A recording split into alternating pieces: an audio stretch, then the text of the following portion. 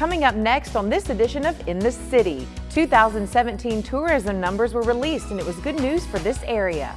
Also, a local woman is surprised on the job by a national television show. Plus, attorney Ken Berger tells how he started a popular not-for-profit local radio station out of his office on the Murfreesboro Square. And the City Schools Foundation kicked off the new school year with a 5K and 10K race. We'll tell you all about those stories and more coming up right now on this edition of In the City.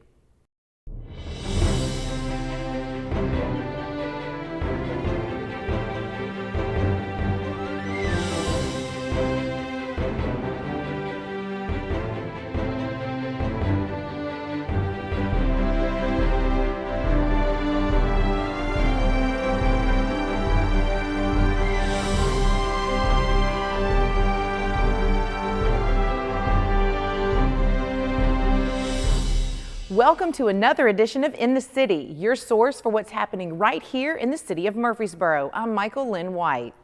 The Rutherford County Chamber of Commerce markets the city and county to encourage events to come to this area. With this area offering more and more venues, 2017 tourism numbers were strong. 2017 Rutherford County tourism numbers were released and it was good news for the area. Tourism continues to grow at an impressive rate. Numbers were released by the Tennessee Department of Tourism Development and the U.S. Travel Association. The numbers were outstanding for this year. It was definitely the largest increase we've seen since 2013 in our tourism numbers at $351 million. So that's a huge number for us. It's a 6% increase. The $351 million tourism spending number places Rutherford County in the top 10 counties across the state for travel-related expenditures. In other 2017 tourism statistics, there are 2,790 tourism jobs in Rutherford County. $65.7 million was spent on travel-related payroll. 1.3 million hotel rooms were sold, which was a 4.3% increase from 2016. Tax receipts generated by tourism was $21.6 million in state taxes and $7.5 million in local taxes. So what are the top 3 tourism moneymakers in Rutherford County? Well, recently the numbers were there to back up that MTSU is our #1 tourist attraction, whether that's for their many events that they host, competitions, or if it's theater and dance that they're hosting there on campus. Obviously sporting events that MTSU holds brings in tourists to our county and to our city, which is great. #2 would be our Stones River National Battlefield. They bring in, I think it's over 250,000 visitors each year. And then Discovery Center would probably be right there in the top 5 as well. It's been here in the community for 30 years and it's just a great facility. And they're holding the STEAM Festival this year, Tennessee State STEAM Festival, which is going to be a statewide event, not just here in our own county. Another feather in Murfreesboro's tourism hat is a #4 ranking on Southern Methodist University's top 20 most vibrant arts communities for a large area, which includes Davidson County, Nashville, Murfreesboro, and Franklin. We're ranked 4th, and we're very proud of that, and we're trying to really capitalize on the arts community and just help them grow, and then also use that as a tourism driver as well. And we definitely see that happening at Center for the Arts, selling out their shows every month, having to possibly add more shows as they go along. Of course, our signature event, Uncle Dave Making Days, is a big part of the community and the arts community as well. And then we've also got our Greenway Arts Festival that just happened. And all of those events combined, that's just a tip of the iceberg. There's so many arts events that are taking place throughout our community. The Chamber of Commerce obviously supports our businesses throughout the community, and we're part of the Convention and Visitors Bureau, which is under the umbrella of the Chamber, but we support the tourism efforts in the county. So we're marketing our attractions, our hotels, our meeting space, sporting facilities as well, to groups that may need to come in. And then of course we market to our traveling families and that sort of thing as well. Something that we have going on at the CVB right now is we are giving our whole brand a refresh. And when I say that, we are changing from Ready, Set, Rutherford, which was our previous tagline and branding that we have used for about 8 years now.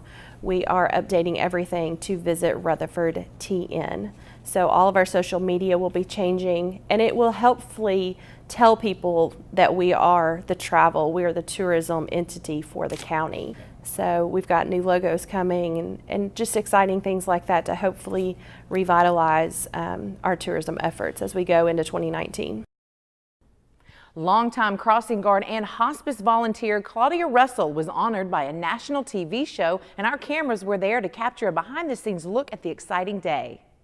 It's an exciting day here at Middle Tennessee Christian School, where longtime crossing guard Claudia Russell is being recognized by national television show Pickler and Ben for her efforts in the community. When Middle Tennessee Christian School crossing guard Claudia Russell went to work on a Tuesday morning, it was just another day until she got a once-in-a-lifetime surprise. She was out on Memorial Boulevard just like she's been every school day for 25 years as a crossing guard when her boss suddenly shows up. Then my sergeant showed up and like he said, I'm going to relieve you. And I'm like, well, what have I done?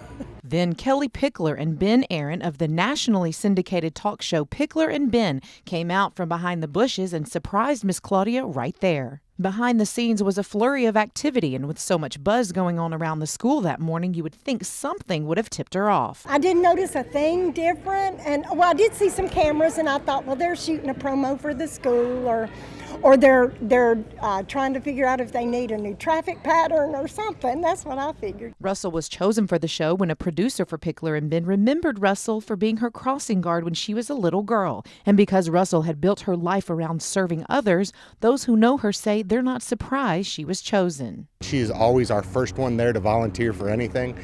If you need her there at 4, she's there at 3, and she's the first one doing stuff for you. She is constantly volunteering in every way she can, and I can't think of anybody more deserving. Although Russell is known for her awesome crossing guard skills, she's also a longtime hospice volunteer. 29 years ago, my mom died with a brain tumor. Shortly after that, my brother-in-law died with lung cancer, and that's how I became involved in hospice care and to being a volunteer. After brunching on the school lawn with Kelly and Ben, Russell was escorted inside the school where an even bigger surprise was waiting.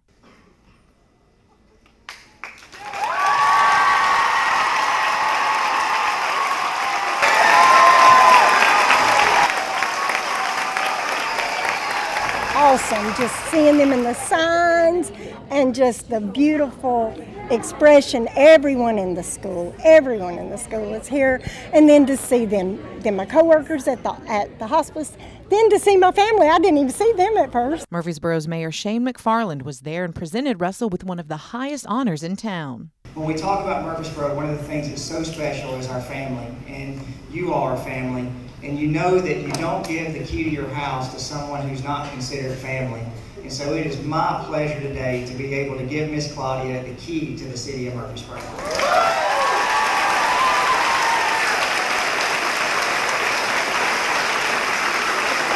Still in shock, Russell says she can't believe all of this was done just for her. Just overwhelming is the only word I can say. Just humbling, overwhelming. As the saying goes, not all heroes wear capes, and this pint-sized hero dressed in a crossing guard uniform continues to touch lives of others. You can still drive by and see Miss Claudia on Memorial Boulevard any weekday morning. Reporting for CityTV, Michael Linn White. Attorney Ken Berger not only has a busy law practice right in the heart of Murfreesboro, he also has a popular not-for-profit radio station. Downtown Murfreesboro is home to many thriving businesses, and now you can add Law Office Radio Station to that list.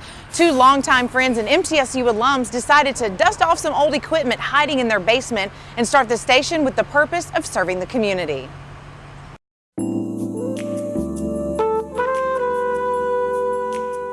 Our frequency is 103.9, and the setup is here temporarily in the conference room of my law office. That's right, a nonprofit radio station tucked away in an office on the square. Attorney and former radio DJ Ken Berger tells how he and his partner Jim Gilmore got it off the ground and onto the airwaves.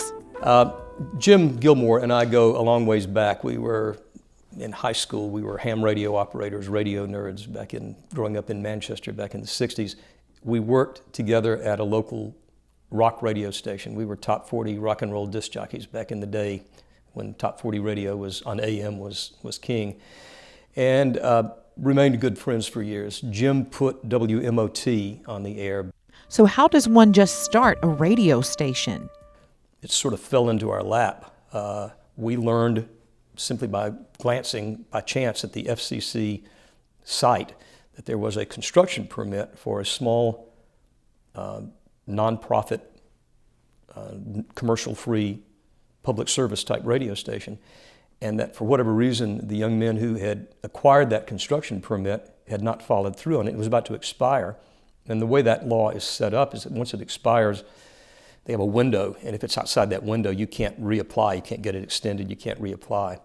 So we literally, not exaggerating, we literally gathered up equipment from our garage and our basement, and over about a 3-week period, we put it on the air. Armed with a 30-foot antenna and borrowed space 100 feet up on an unused antenna owned by Murfreesboro Housing Authority, WQJZ is on the air, playing jazz and blues and picking up where MTSU's WMOT left off, and producing quality sound, Berger says, thanks to his partner Jim.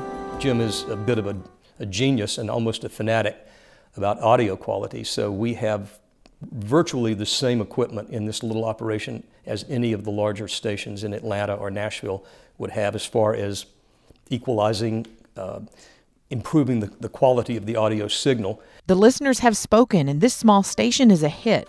Abe White, a hometown blues guitarist who's toured with famous bands for years, says it's an asset to the community and fills a musical void.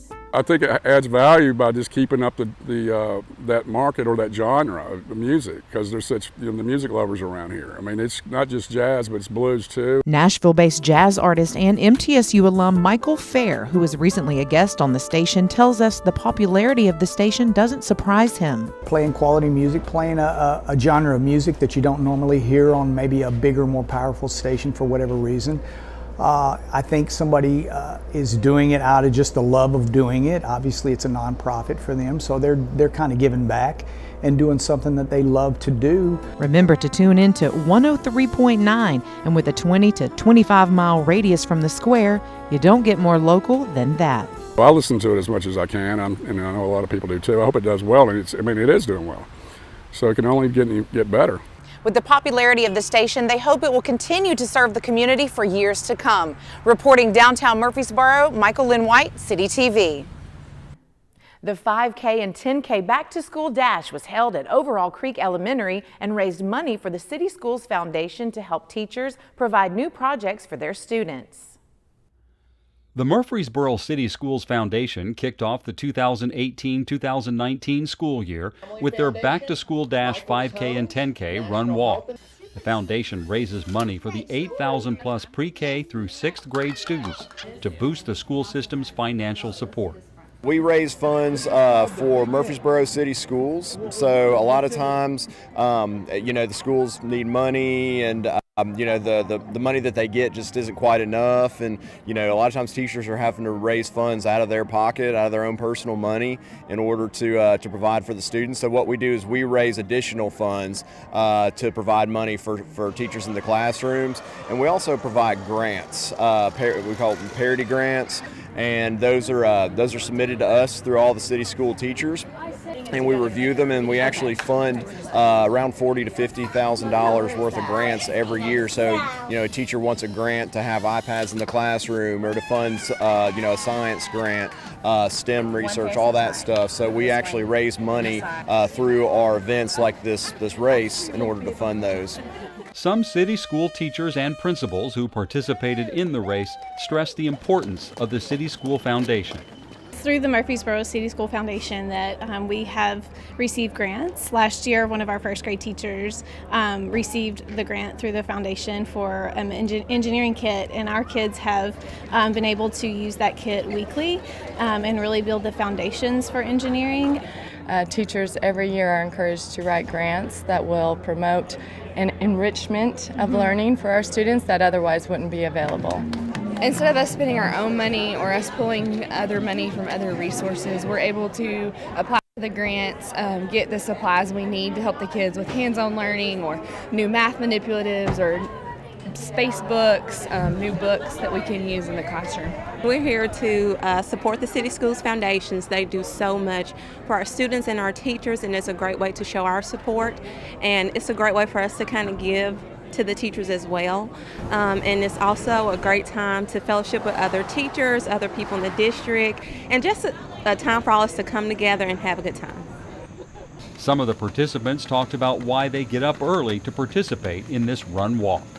So we had, Ms. Clark actually made these green shirts for our team. It talks about our hashtag is better together this year. So the back of our shirts say, if you want to go fast, go alone. But if you want to go far, go together. Hashtag better together. We are very blessed. We have several parents who are part of the Murfreesboro Foundation, and they support us in so many ways. So this is just an easy way for us to give back to the families and to the sponsors that we have in our city that allow us as educators to do the impactful things that we do with kids every day. I just started running when I started teaching at John Pitter years ago with some other teachers. It was a great way for us to just, exercise together after school, and it was a great way for us to build community with each other. And ever since then, I've been running with different teachers around the district. I have different friends. I have worked for Murfreesboro City Schools for 13 years now, and we do everything and anything we can to support the school system. We love Murfreesboro, we love Murfreesboro City Schools, and this is all about the kids. I joined running club, and I wanted to do this race because I didn't do it last year. This really goes to support the kids. It's for the children that's part of city schools, and so that's hopefully a good, easy thing to get behind. But yeah, we really appreciate everybody coming out here today, and it's beautiful weather, so it turned out really nice. The Bloomfield Links Golf Course is one of the most unique training courses in this area. They recently held their inaugural Bloomfield Cup event for youth golf players. We're playing our inaugural Bloomfield Cup this afternoon. It's in recognition of our wonderful year with PGA Junior League, which is a national initiative. It's been around about 8 years. We've had great success with the program. We had 39 kids in the program this year. Initially, I sent out invitations to all our 39 kids that are on the team. We ended up with 28 players, so we split them up, put 14 on each team. We're doing two-person teams. We got both young men and young ladies playing, anywhere from age, I want to say 8 or 9 to 13, and there's 2 formats a day. There's 2 against 2 in what they call a 4-ball match. Each golfer plays their own ball, and you take the low score of the 2 on each team on each hole, and whoever wins that hole. And then we're playing for flags on 3-hole matches, really. And then this afternoon we'll play another 6-hole match that'll just be a scramble format. So those will be the 2 today. Tomorrow we're just playing one 12-hole match of singles. So there'll be 1 against 1, all 14 playing in a match tomorrow. Wilkins adds this event is the latest product in how Bloomfield Links was to be used. This is just another event along in the chain of things that we were hoping that would happen back in 2013 when it opened. Just a place for people to learn the game, especially kids. That started, Jex came on board, started the youth development program, and we have Bloomfield Linksters, which is our own league that we have. Now we're 5 years down the road, and that has gone into where we participate in PGA Junior League, which is a national league. And the first year we had a team. The second year we had 2 teams, and this year we had enough participants. We had our own district of teams here to go on and compete in regionals, and we've been to the regionals 1 time. We got to the state again this year. So this event, the Bloomfield Cup, is just kind of another step in that progress of developing players from beginning to learning to compete a little bit, and then just another opportunity. If you or your child want to start the game of golf, Bloomfield Links is the place to be. Bloomfield Links has been, came on board in kind of a soft opening in October 2013. They had a ribbon cutting ceremony, and then in 2014 they really ramped it up. We're located just off of Walter Hale Court is the physical address, and it's just off Medical Center Parkway. We always tell people this is probably the best kept secret in Rutherford County, and we've got 2 guys that take care of the facility, and it's always in immaculate shape, and we're really, really proud of what we have. For more information about Bloomfield Links and the junior golf program, visit www.oldportgolfclub.com. We took time to catch up with the newest member of the Murfreesboro City Council to find out his motivation for running for a seat that was vacant from the late Doug Young's passing. The city of Murfreesboro recently swore in 3 council members and the mayor. Madeline Scales Harris, Rick LaLance, and Mayor Shane McFarland were all re-elected. Newcomer Ronnie Martin was the 3rd council member. We took a moment to speak with him after the swearing in and before his first council meeting. It's a very humbling experience, the swearing in process. It's exciting after having worked, as long as we've worked. I know there's a lot to learn. I'm looking forward to that, and I'm ready to go to work. We asked him how he decided to run for city council. Prior to about a year ago, I had only been to maybe 2 city council meetings, and that was via Leadership Rutherford when I went through that program. Doug Young's passing and the discussion surrounding his replacement was something that brought me to a council meeting. The discussion, not specifically about that, but the discussion surrounding other items that were happening that night piqued enough interest for me to stay, and brought me to another council meeting and brought me to another council meeting. And after some discussion with my family about what was going on in the city, it came time for them to say, well, you should do that. How was it running a political campaign? Parts of it were good. You're energized by the people that are supportive, through that process. People, friends in the community, people, who wanted to see me be successful, who want to see Murfreesboro be successful. They energize you. You get a little bit of that pushback with folks that are not supportive of you in that process. That's just part of the campaigning process. But that helps you develop some thick skin as you go through, the entire thing. And so at the end of the day, the time was what was hard, but the job of campaigning and talking to people and listening to people and learning, that part was great. During the campaign, Martin attended numerous city public meetings, small and large. We asked him why he did that. Preparation is how you're successful, at least from my perspective. And so because there was so little background I had in city government, I had a lot to learn, and I still have a lot to learn. So for me to even be capable of having a conversation with people in the community or with a staff member or with voters, especially educated voters who had questions about specific things, I'm not the kind of person that was going to just make up an answer and say something that, didn't fit, didn't have some tangible, facts tied to it. So, I had to go to work, and that part was easy. It was classroom-like. I've always enjoyed school, and so I went to school, and that part was fun. We asked him, what are your personal goals in the first 6 months of your new job? Obviously, my background in banking and my background in real estate will be helpful when we're talking about land use, when we're talking about budgets. So I think those are areas where I can contribute pretty quickly. But by and large, I'm going to listen and learn. Murfreesboro Electric Department has contracted out workers to do some inspection work and change out meters. They're trying to keep Murfreesboro residents as informed as possible of these workers in their neighborhood. The Murfreesboro Electric Department talks about why you might see workers in your neighborhood. In 2004, we went through and replaced all of our regular dial meters with the AMI technology meters, which means that we can read it from the office.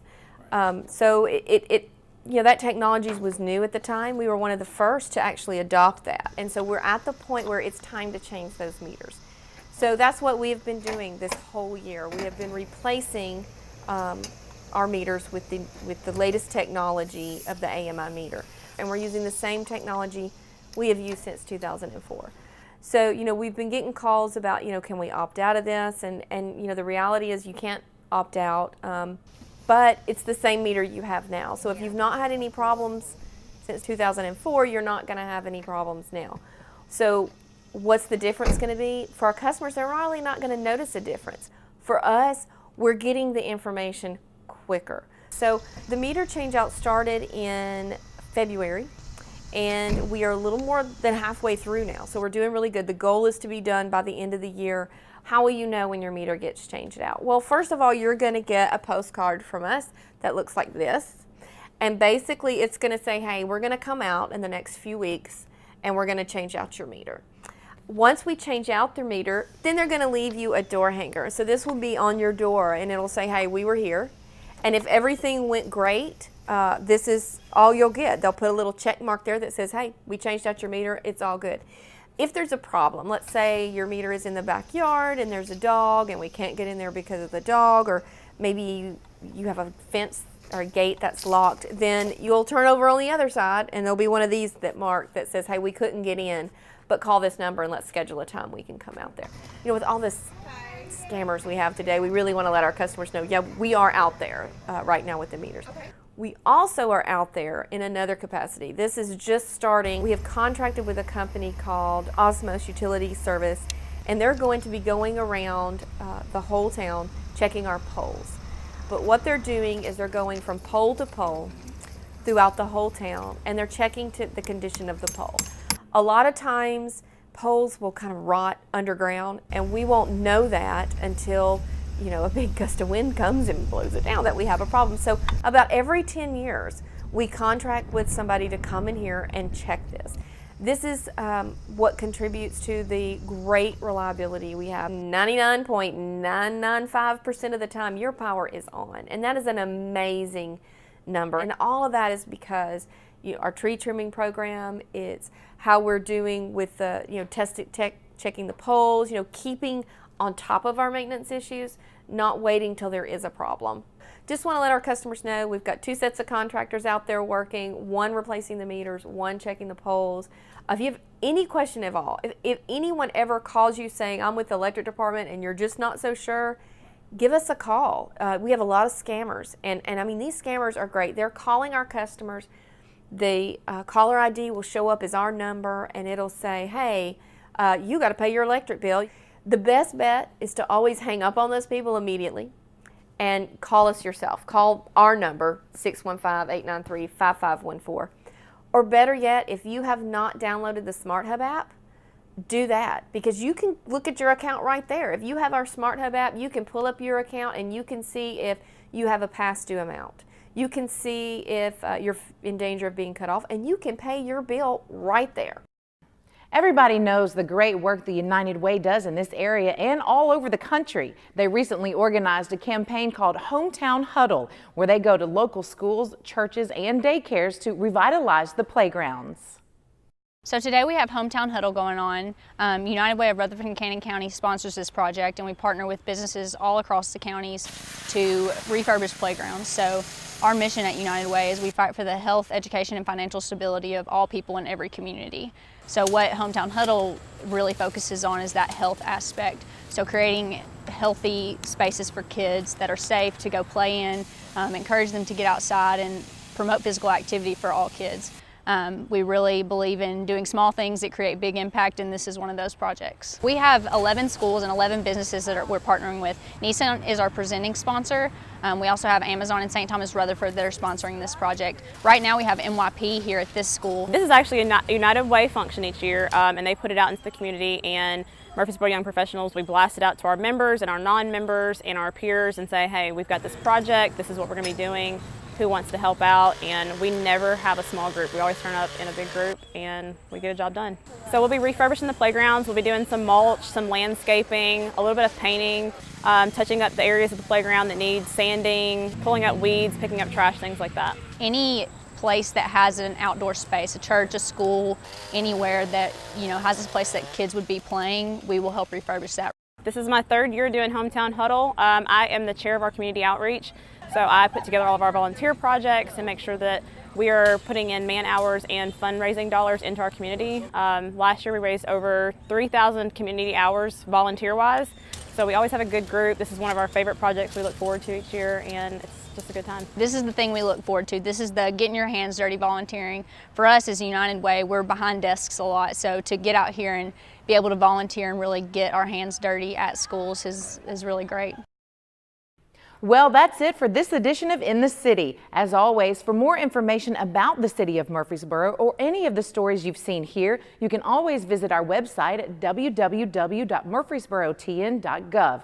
And if you want to see one of the stories that you've seen today or catch up on some of the latest city news, you can always visit the City of Murfreesboro's YouTube channel. I'm Michael Linn White, and until next time, we look forward to seeing you in the city.